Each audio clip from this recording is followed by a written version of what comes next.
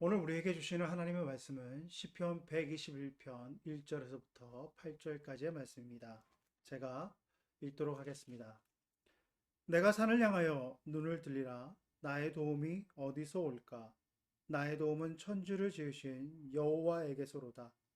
여호와께서 너를 실족하지 아니하게 하시며 너를 지키신 이가 졸지도 아니하시리로다. 이스라엘을 지키시는 이는 졸지도 아니하시고 주무시지도 아니하시리로다. 여호와는 너를 지키시는 이시라. 여호와께서 내 오른쪽에서 내 그늘이 되시나니 낮의 해가 너를 상하게 하지 아니하며 밤의 달도 너를 해치지 아니하리로다. 여호와께서 너를 지켜 모든 환난을 면하게 하시며 또 내 영혼을 지키시리로다. 여호와께서 너의 출입을 지금부터 영원까지 지키시리로다. 아멘.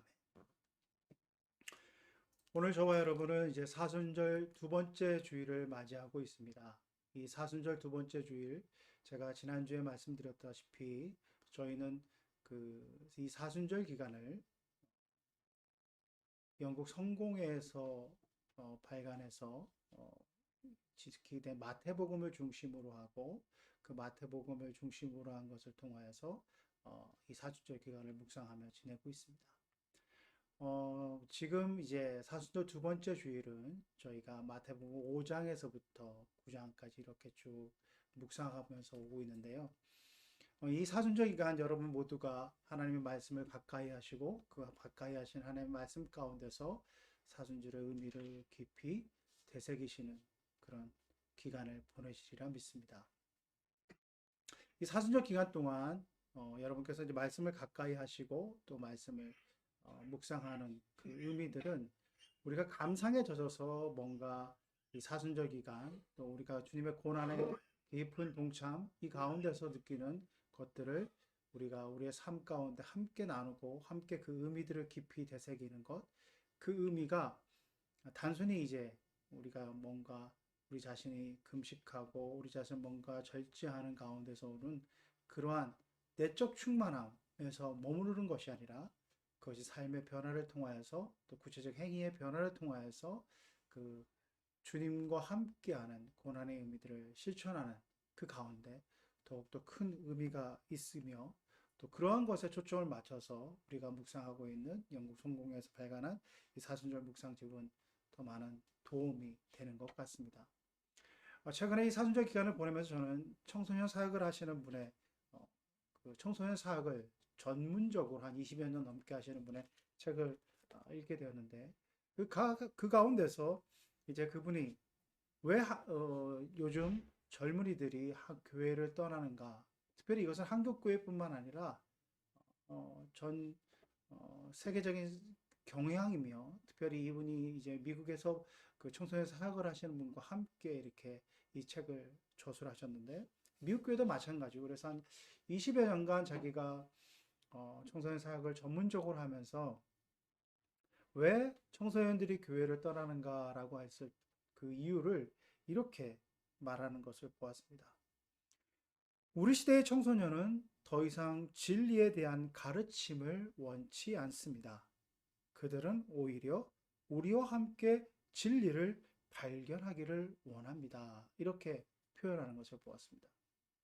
쉽게 말하자면 이제 진리에 대해서 뭔가 우리를 가르치려 하지 말고 구체적으로 그 진리가 무엇이며 진리에 대한 것들을 우리에게 보여주고 또 우리가 동참하는 가운데 진리의 효용성을 느끼게 해달라라고 하는 그러한 마음과 그러한 생각으로 우리 젊은이들이 우리에게 요구하고 있고 또 그것이 자기들의 마음에 흡족하게 채워지지 않기 때문에 교회를 떠난다라고 이렇게 분석해 보고 있습니다. 그래서 그분이 이렇게 표현하고 있더군요. 즉 이제 교회가 이렇게 쇠퇴하고 있는 것, 그것은 이 사회의 변화에 교회가 부적응하게 되고 또 실존적 진정성으로 우리의 신앙을 표현하는 것이 결여되었기 때문에 교회가 점점 쇠퇴한다. 이렇게 표현하고 있습니다. 청소년을 전문적으로 사역하는 분의 이 분석과 이러한 접근 방식이 제가 책을 읽으면서 과연 청소년에게만 해당되는가 라고 하는 생각을 해보게 되었습니다. 오늘날 많은 기독교인들이 가지고 있는 의문이고, 특별히 그 가나안 성도라고 냉소적으로 일컬어지고 있는, 믿음은 있지만 교회에 출석하지 아니하는 많은 성도들이 가지고 있는 생각도 이와 다르지 않을 것이라는 그런 생각을 해보게 되었습니다. 많은 얘기들은 있습니다. 거룩한 얘기, 또 정말 동의할 수밖에 없고 당위성을 인정할 수밖에 없는 복음의 그 진리에 대한 많은 이야기들, 좋은 이야기들은 참 많은데, 그 좋은 이야기를 구체적 삶의 현장 속에서 과연 이루어가고 있고 그 삶의 변화를 통해서 보여주고 있냐라고 하는 것을 묻고 있고, 또 그것을 느끼고 싶어하는 현대인들에게 교회는 응답하지 못하고 있다라고 하는 것입니다. 말은 참으로 번지르한데 그 번지르한 말이 말에서 끝남으로 말미암아 참으로 이 복음의 능력들이 공허하게 느껴짐으로 말미암아 진리의 가치조차도 이제 냉소적으로 너나 잘하세요라고 하는 그 비아냥 섞인 말로 다시 우리에게 비수처럼 꽂히게 되는 현실이 우리 가운데 있다라고 하는 겁니다.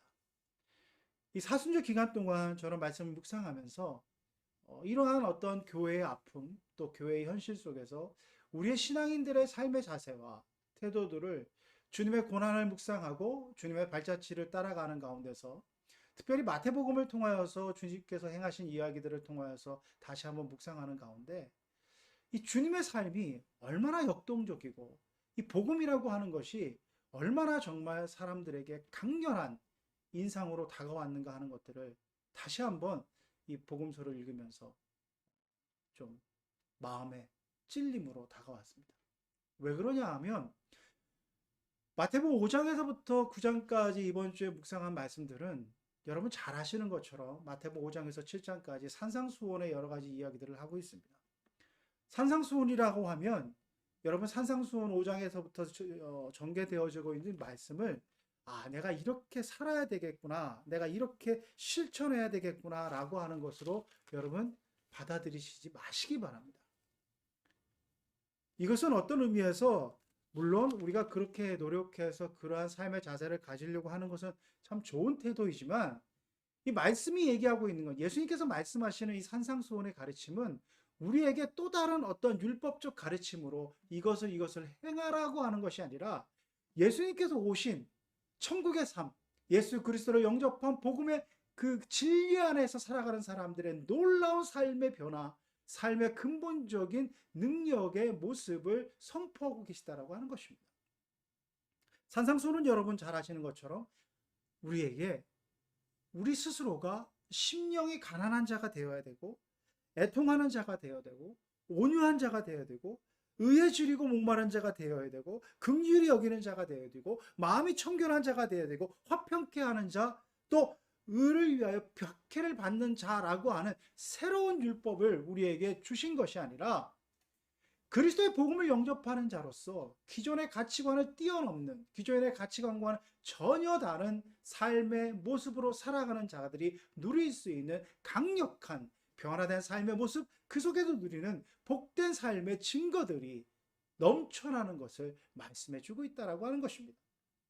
마태복음 5장에서부터 열거되어져 있는 많은 이야기들, 많은 구체적인 사례들은 기존의 유대인들이 가지고 있던 소위 말하는 그 패러다임, 가치관을 근본적으로 뒤흔드는 것이었습니다. 그들이 생각했던 죄인들, 그들이 생각했던 부정했던 것들, 그들이 생각했던 옳지 못한 것들을 뛰어넘는 그리스도의 복음의 놀라운 기쁜 소식이 거기에 있었다라고 하는 것입니다. 예수님께서는 이 산상수훈의 가르침에서 이어서 나와서 그 가르침에서 이렇게 말씀하고 계십니다. 너희들은 살인하지 말라고 얘기했는데 나는 너희들에게 살인하지 말라고 하는 그 의미의 것을 이렇게 해석한다라고 말씀해 주고 있습니다. 여러분 잘 아시는 것처럼 이렇게 했습니다. 형제에게 노하는 자, 형제를 나가라. 쉽게 얘기해서 이 바보 같은 자식, 멍청한 자식이라고 우리식으로 얘기하자면, 그렇게 형제를 나가라고 표현하는 것, 미련한 놈이라고 저주하고 표현하는 것 자체도 지옥불에 들어갈 것이다, 이렇게 얘기하고 있습니다. 살인이라고 하는 행위가 아니라 그 형제를 미워하는 그 마음의 근본적인 동인조차 용납하지 아니하시고 그것을 뛰어넘는 형제를 사랑하는 그 마음, 그러한 가치관의 변화들을 얘기하시고 계시다고 하는 것입니다. 가늠하지 말라. 우리의 마음 가운데 가늠하지 않았다고 얼마나 율법을 지키는 사람들이 그 마음 가운데 떳떳할 것입니까? 그러나 예수님은 그래서 뛰어넘으셨다고 하는 것입니다. 여인을 보고 음욕을 품는 자들이 다 가늠했다고 하는 것입니다. 여기에 누가 자유로울 수 있겠습니까? 우리가 겉으로 행동하지 않지만 우리의 마음의 내면을 아시는 주님께서는 근본적인 그리스도와 동행하는 자가 가져야 될 가치관의 변화들을 말씀하고 계시다고 하는 것입니다. 과연 이것이 우리 힘으로 될 수 있을까요? 주님을 영접하고 주님께서 함께하는 삶, 성령의 놀라운 역사하실 때만이 이루어지는 그 변화들을 주님께서 우리에게 말씀하고 계시다고 하는 것입니다.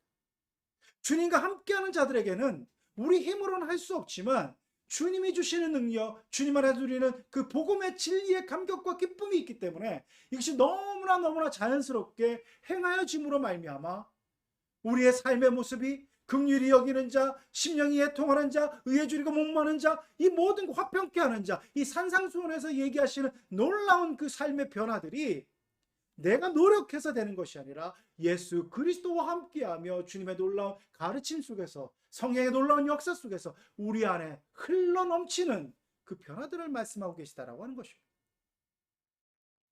주님께서 이렇게 말씀하십니다. 너희들에게 모세 율법이 말해주는 것처럼 모세는 이혼 증서를 써서 너희가 이혼하는 것을 허락했다라고 말했습니다. 그러나 주님께서는 이렇게 말씀하십니다. 음행하는 이유 없이 이혼하지 말라. 하나님께서 그를 짝짓게 주신 하나님의 놀라운 뜻 안에서 살아가는 의미들을 말씀하고 계시다고 하는 것입니다.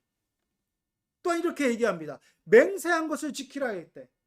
맹세한 것을 지키는 것을 미덕으로 생각하는 그 유대의 전통 가운데 도무지 맹세하지 말라고 했습니다. 그래서 무엇을 말하는 것입니까? 인간의 나약함 속에서 무엇을 맹세하며 살아갈 수 있겠습니까?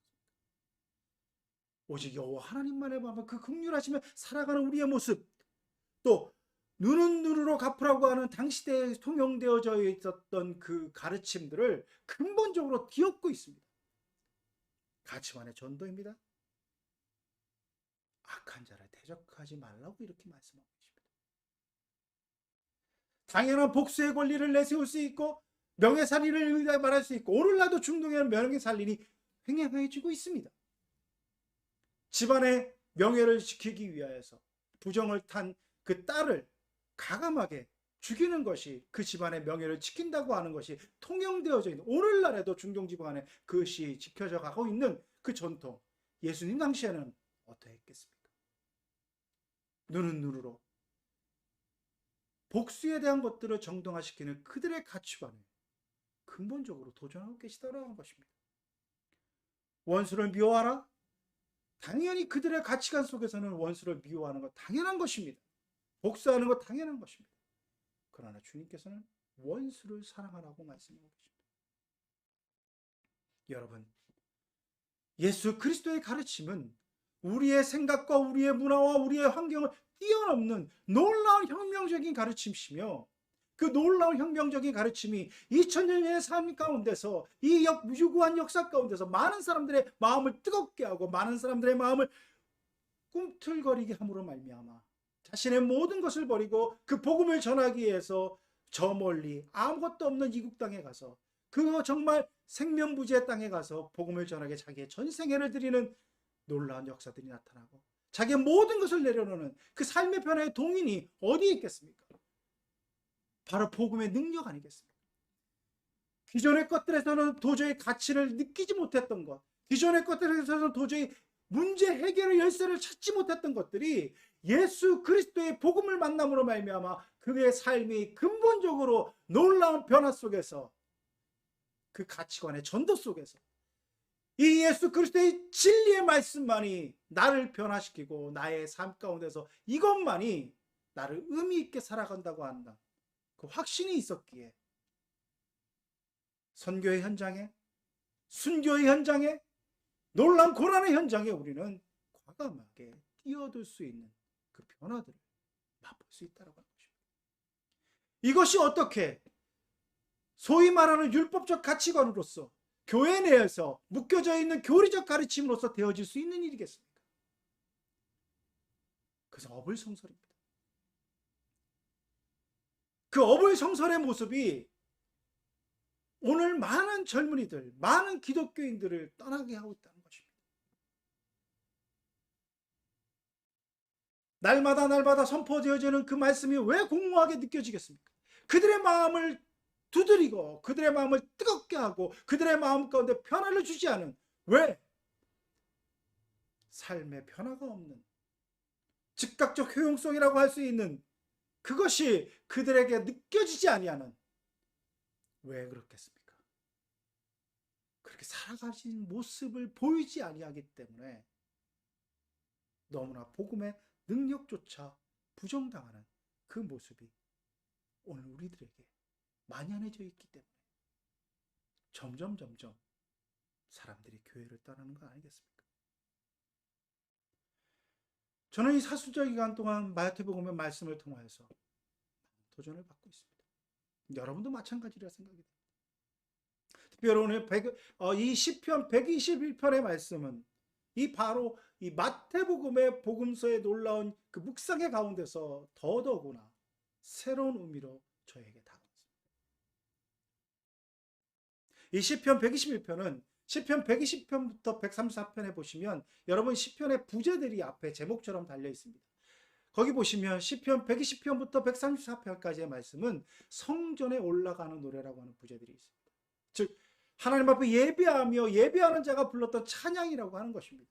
그 찬양의 노래들 가운데 많은 부분들에 있어서 이 여호와 하나님을 높이며 여호와 하나님을 찬양하는 그 가운데 하나님 우리를 늘 지켜주시고 우리를 늘 돌보아 주신다고 하는 것, 그 고백 속에서 기쁨으로 성전으로 향하는 모습들을 노래하고 있는 것이 시편 120편부터 134편까지에 있는 그러한 성전으로 올라가며 부르는 찬양에 그것이 모아져 있습니다. 그 가운데 오늘 시편 121편을 제가 말씀드리는 것은 이 시편 121편에 여기 보시면 본문의 말씀 가운데 이렇게 시작하고 있습니다. 내가 산을 향하여 눈을 들리라. 나의 도움이 어디서 올까? 자, 이스라엘 사람들의 살아가는 환경, 또 구약시대의 삶의 환경은 특히 산을 들어 바라보는 것, 유목민의 삶을 살아가고 있고 사막에서의 삶뿐만 아니라 여러 가지 환경 속에 어려움 속에 살아가고 있는 사람들의 삶 가운데 산이라고 하는 것은 경외함의 대상이었습니다. 즉 눈을 들어 산을 본다라고 하는 것은 그 눈을 들어 산을 바라본다고 하는 것을 잘못 이해하게 되면, 그래서 제가 이 자료를 조사하고 또 설교를 준비하는 가운데서 그 잘못되어진 해석 속에서 그 바라보았던 그 성경 본문들도 있습니다. 어떻게 해석하냐면, 즉 하나님, 만물을 지으신 하나님에게서 능력의 그 근원이 되신 하나님을 바라보는 것이 아니라 당시의 시대적인 경향과 방향성 속에서 감당할 수 없는 그 놀라운 자연의 위험 앞에서, 즉 소위 말 산신령이 도와주는 것 같은 그 산에서의 능력이 나오는 것 같은 그런 오역을 한 본문도 있다고 합니다. 그래서 단순히 오역으로 끝나는 것이 아니라 사람들의 마음 가운데 근본적으로 그런 것 있지 않겠습니까? 거대한 자연을 보고 그 자연 앞에서 두려움을 떨게 되고 자연을 숭배하는 그런 모습, 우리의 인간의 마음 가운데 있다고 하는 것입니다. 그런데 이제 이스라엘 백성들은 그것을 뛰어넘는, 당시대의 많은 사람들이 그런 가치관 속에서 자연을 숭배하고 자연 앞에서 꿇어 엎드렸던 그 두려움을 뛰어넘는 놀라운 하나님의 역사를 경험한 사람들이 이스라엘 백성들 아니겠습니까? 그것이 바로 출애굽의 역사 속에 나오는 10가지 재앙 아니겠습니까? 10가지 재앙 속에 나와 있는 그 많은 것들은 당시대의 사람들이 우상으로 숭배했던 것들, 당시대의 사람들이 두려움으로 여겼던 것들을 하나하나 하나님께서 깨어 부시시는 그런 모습들이 나오고 있습니다. 역병과 질병과 이런 것들, 그 팔이나 이런 것으로 표현되었던 것들을 다 그들이 두려워했던 것, 또 죽음의 권세로 여겼던 것, 나일강의 그런 모습들, 자신의 어떤 모든 풍요의 근원으로 여겼던 것들을 극복하고 그것의 근원적인 것에 그 모든 것의 주인이 하나님이심을 보이는 것이 바로 출애굽 사건에 나오는 10가지 태형을 통해서 그들을 심판하는 모습입니다. 그들은 그것을 경험했습니다. 온 우주 만물을 다스리시는 분이 여호와 하나님이시구나. 그 하나님이 자연도 다스리시고 우리가 그전에 두려워했던 모든 것들을 다스리시는 분이시구나 하는 것들을 그들은 출애굽의 과정을 통해서 뼈저리게 느꼈습니다. 그래서 당시대 많은 사람들이 두려워 떨며 바라봤던 자연을 바라보며 그렇게 숭배하는 그 마음을 뛰어넘는 그 자연조차도 하나님의 권세 앞에 있고, 너희들이 생각하는 두려운 모든 것들은 여호와 하나님을 바라보는 가운데서 우리가 해결받을 수 있고, 그 여호와 하나님만이 우리를 지킬 수 있는 분이라고 하는 것을 고백하며 기쁨으로 성전으로 나아가는 그 찬양시가 바로 시편 121편이라고 하는 것입니다.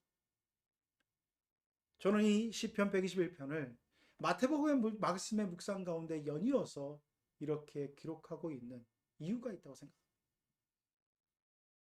그것은 뭐냐 하면, 우리 모두가 구약적 사고관념에 빠져 있고 구약적 가치관 속에 머물러 있다고 한다면 아직까지도 성전의 개념에 머물러 있는 그 신앙으로는 우리에게 근본적인 기쁨을 맛볼 수 없다라고 하는 것입니다. 제가 최근에 어느 유튜브를 통하여서 어떤 원로 목사님께서 아주 신랄하게 이 아직까지도 구약적 가치관에 머물러 있는 그 신앙을 신랄하게 비판하는 것을 제가 보았습니다. 그분이 이렇게 참 개탄스럽게 말씀하시는 것을 들었는데요. 자기가 어느 교회에 이제 뭐 예배를 드리러 갔답니다. 그래서 구체적으로 그 젊은 목사님이 누구신지는 말씀 안 하시지만 뭐 상당히도 교회가 좀 규모가 있고 그런 교회였다고 합니다. 근데 그분이 말씀하시기를 이 성전적 사고에 머물러 있는 그것을 교인들에게 선포하는 것에 대해서 적잖이 충격을 받았다 이렇게 표현하고 있었습니다.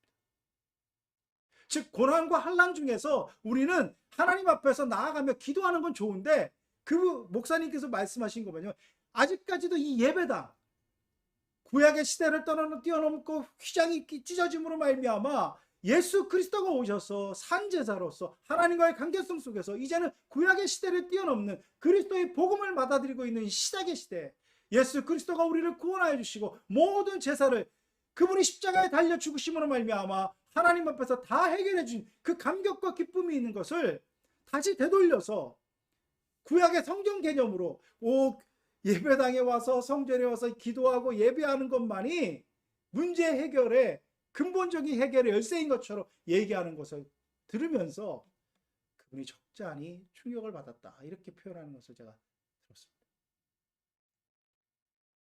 저는 그분이 적잖이 충격을 받았다 이렇게 표현했을 때 저 자신 또한 적잖이 충격을 받았습니다. 왜 그러냐 하면 그 원로 목사님께서 아주 뭐 유명한 목사님이신데 그 목사님께서 말씀하셨던 그 충격이 어떻게 보면 한국 교회에 너무나 만연해 있다고 하는 것입니다. 그분의 신학과 그분의 가르침은 이 신약의 감격과 기쁨으로 있지만 제가 아는 한 아직까지도 성전적 개념에 머물러 있는 분들이 너무나 많은 것을 저는 목회 현장에서 목도하게 됩니다. 좋은 의미에서 교회에 나와서 예배를 드리고 교회에 나와서 함께 신앙생활하는 거 좋습니다.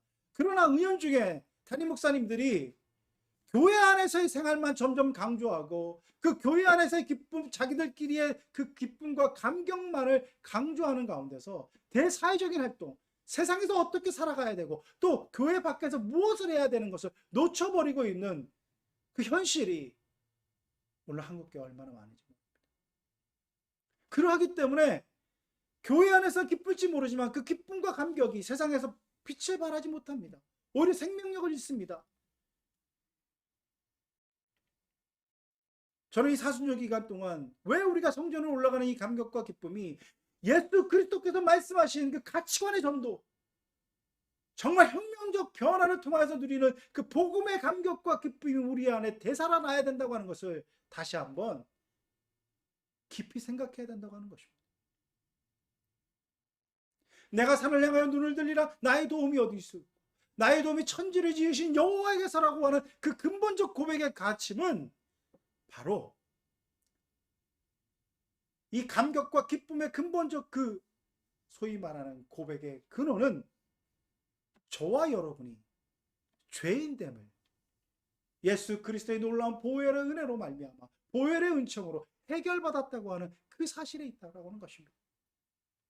내가 잘나서 내가 노력해서 내가 무엇을 해서가 아니라 예수 그리스도 그분이 나의 주인이 되오시고 그분이 나의 십자가의 보혈의 은총으로 나를 택하여서 부족하고 쓸모없고 아무것도 내세울 것 없는 죄투성인 나를 위하여 십자가에 죽으셨기 때문에 우리는 감격적으로 하나님 앞에 나아갈 수 있다고 하는 것입니다. 당시대의 많은 사람들은 뭔가 자신을 위해서 죄물을 드리고 뭔가 그것을 행하여서 나아가는 그 생각 속에 머물러 있던 것들을 예수 그리스도께서 단번에 다 해결해 주셨습니다. 본인이 직접 제물이 되셨어요. 주님 앞에 산 제사 우리를 위하여 십자가에 달려 죽으심으로 우리는 그 주님의 그 보혈의 놀라운 은혜로 감격과 기쁨으로 하나님 앞에 나아갈 수 있다고 하는 것입니다. 예수님 당시에도 많은 사람들이 이것을 깨닫지 못하였습니다. 이것을 깨닫지 못하였기 때문에 주님의 가르침 앞에서 이렇게 얘기합니다. 주님께서 말씀하시는 여러 가지 상황 속에서 여러 가지 행위들 속에서 기존의 가치관과 율법의 그 기준으로 주님을 힐난하고 비난합니다. 마태복음 9장에 말씀해 보시면 이런 내용들이 있습니다. 예수님께서 금식하지 아니하고 그런 가운데서 주일에 중풍병자를 가르치시고 중풍병자를 고치시고 또 주일에 지금 안식일에 행하지 말아야 될 것을 많은 것들을 행하며 정말 그들이 보기에는 세리라고 하는 것, 그들이 보기에는 죄인이라고 하는 것, 그들이 보기에는 도저히 가까이 할 수 없는 사람과 함께 하므로 그래서 예수님의 별명이 뭔지 아십니까? 먹기를 탐하고 포도주를 좋아하고 죄인의 친구이며 이런 식으로 예수님을 비난하고 힐난했습니다. 왜냐하면 그들의 기존의 가치관으로서는 도저히 예수님을 받아들일 수 없었다고 하는 것입니다. 그런 그들에게 예수님께서 이렇게 선포하십니다. 마태복음 9장 12절에서 13절까지 말씀 이렇게 선포하십니다. 예수께서 들으시고 이르시되 왜? 예수님께서 자기를 비난하는 것 들으셨다고 하는 것입니다. 왜 예수님은 죄인과 함께 합니까? 왜 예수님은 정말 죄인과 이렇게 같이 식사하고 죄인과 동행하고 죄인을 위해서 이렇게 산 모습 속에서 여러 가지 것들 기존의 그런 것들 율법을 왜 어기느냐라고 하는 그 힐난 속에서 예수님께서 말씀하시는 배경이라고 하는 것입니다. 예수께서 들으시고 이르시되 건강한 자에게는 의사가 쓸데없고 병든 자에게가 쓸데있느니라. 너희는 가서 내가 긍휼을 원하고 제사를 원하지 아니하노라 하신 뜻이 무엇인지 배우라. 나는 의인을 부르러 온 것이 아니라 죄인을 부르러 왔노라 이렇게 말씀하십니다. 나는 의인을 부르러 온 것이 아니라 죄인을 부르러 왔다. 저와 여러분의 삶 가운데 죄인된 모습, 그 모습, 그것을 있는 그대로 사랑하는 모습으로 주님이 우리를 부르신다고 하는 것입니다. 삶의 굴곡을 맞이하면서 삶의 어려움을 맞이하면서 많은 분들이 어떻게 보면 옛날의 것들 속에서 행하지 못했던 것들을 그래서 자격지심을 가지고 떳떳하지 못하게 살아가는 모습들을 많이 볼 수 있습니다. 특별히 지위가 높고 많은 것을 얻었고 많은 것을 누렸던 사람이 그것을 잃어버린 가운데서 어떨 줄 몰라 하는 것을 많이 보게 됩니다. 우리가 삶의 태도나 삶의 형식, 양식 속에서도 그렇지만 신앙적인 모습에서도 그런 것을 볼 수 있었다고 하는 것입니다. 제가 목회 현장에서 잘 나갈 때, 소위 말해서 성공하고 잘 나갈 때는 어떻게 보면 떳떳하게 하나님 앞에 나아가 떳떳하게 내 신앙을 간증하고 뭐 이러는 분들을 많이 봅니다. 그런데 삶에 환란이 오고 궁핍이 오고 역경이 왔을 때 그것을 지켜나간다면 간증한 그 문제가 아니라 그 과정 속에서 많은 분들이 움츠러들고 많은 분들이 내 신앙이 뭔가 잘못된 것이 아닌가, 하나님이 나를 버리지 않으셨는가, 하나님이 나를 이렇게 왜 이렇게 치시는 이유가 내가 너무나 못나서가 아닌가, 점점 움츠러들고 점점 죄인된 모습을 스스로 내면화시키고 스스로 하나님의 놀라운 이 부르심 앞에 담대히 나가지는 모습을 잃어버리는 그런 모습을 볼 때가 얼마나 많은지 모릅니다. 제가 안타깝게 이런 얘기들을 많이 들었습니다. 제가 일전에도 한번 이런 얘기를 말씀드렸는데, 연세 있으시고 또 그 좀 그런 어르신이 안 보여서 몇 주 교회를 안 나와서 제가 복회할 때 왜 그분이 안 나오시냐 이렇게 신방 가서 여쭤보고 그분과 대화하는 가운데 그분이 이렇게 얘기하셨습니다. 목사님, 제가 왜 교회에 나와서 예배 드리는데 하나님 앞에 참 감사하고 예배 드리는데 내가 그전에는 형편이 좋아서 이렇게 헌금하고 이런 것도 참 내가 정말 감사함을 했는데 이제는 하루하루 먹고 살기 힘들고 어려워서 헌금을 드리기가 너무 어렵습니다. 그래서 하나님 앞에도 부끄럽고 교인들 보기도 부끄러워서 내가 이렇게 가서 교회 나와서 한 끼 점심 같이 먹고 하는 것도 너무나 죄송스러워서 헌금도 못 드리는데 그래서 내가 이렇게 요새 예배당에 나가서 예배 드리는 것 등하시였습니다. 제가 그 권사님의 그 마음의 중심은 압니다. 근데 제가 너무나 안타까웠습니다.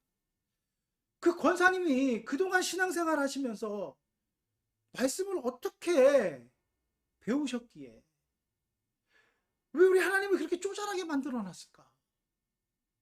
내가 헌금 안 하면 하나님이 나를 기뻐하지 않으시고 내가 뭔가 돈을 내야지만이 나도 떳떳하게 나와서 뭐 말씀도 듣고 교회 생활할 수 있는 왜 그런 하나님을 느끼게끔 만들어 놨을까? 저는 그것이 가슴 아팠습니다.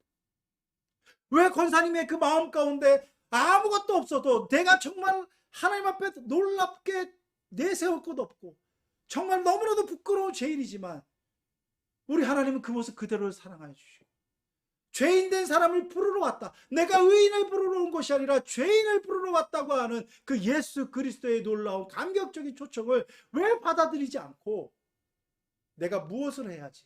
무엇을 드려야지? 무엇을 해야지만 교회에 나한테 떳떳할까? 왜 그런 마음으로 그분이 평생 신앙생활을 할 수밖에 없었을까?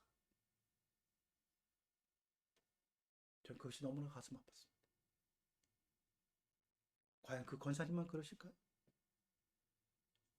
오늘날 우리 교회에서 행해지는 많은 모습들이 뭔가 외적으로 드러난 것으로 사람을 평가하고 외적으로 드러난 것으로 소위 말해서 하나님 앞에 복 받았네 이런 식으로 쉽게 얘기합니다.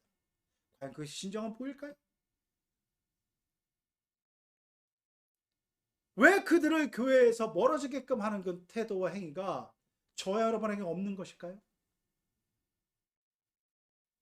주님께서는 분명히 내가 의인을 부르러 온 것이 아니라 죄인을 부르러 오셨다고 말씀했음에도 불구하고 우리 공동체 안에 뭔가 우리의 잣대와 우리의 기준으로 성공한 사람, 실패한 사람, 뭔가 하나님으로부터 복을 더 많이 받은 사람, 그렇지 못한 사람, 은연중에 평가하고 나누고 구별하진 않으셨습니까? 우리가 성전의 기쁨으로 나아갈 수 있는 것은 바로 나의 모습을 있는 그대로 사랑하시는 예수 그리스도의 이 초청이 있기 때문에 우리는 담대히 기쁨으로 나아갑니다. 담대히 하나님 앞에 나아갈 수 있으며 담대히 하나님 앞에 예배드릴 수 있으며 그 하나님 앞에 예배드리는 가운데 오늘 하나님께서 약속해 주시는 이 놀라운 약속의 말씀이 저와 여러분에게 마음속 깊이 다가올 수 있다고 하는 것입니다. 시편 121편 8절 말씀에 이렇게 말씀하십니다. 여호와께서 너희 출입을 지금부터 영원까지 지키시리로. 여호와께서 우리의 출입을 우리의 삶의 모든 과정을 지금부터 영원까지 지키시겠다고 약속해 주고 계십니다. 당시 구약적 개념으로 보면 내가 제사를 드려야 되고 제물을 드려야 되고 이러한 과정을 통해서 하나님 앞에서 보호를 받고 하나님의 나를 융답해 줬다고 하는 것, 그런 생각을 가질 수 있지만 아니라고 하는 것입니다. 예수 그리스도께서 오셔서 죄인된 모습 그대로 나아가는 그 모든 것들을 우리 예수 그리스도께서 성삼위 하나님, 그 하나님이 지금부터 영원까지 저와 여러분을 지켜주시겠다고 말씀하고 계십니다.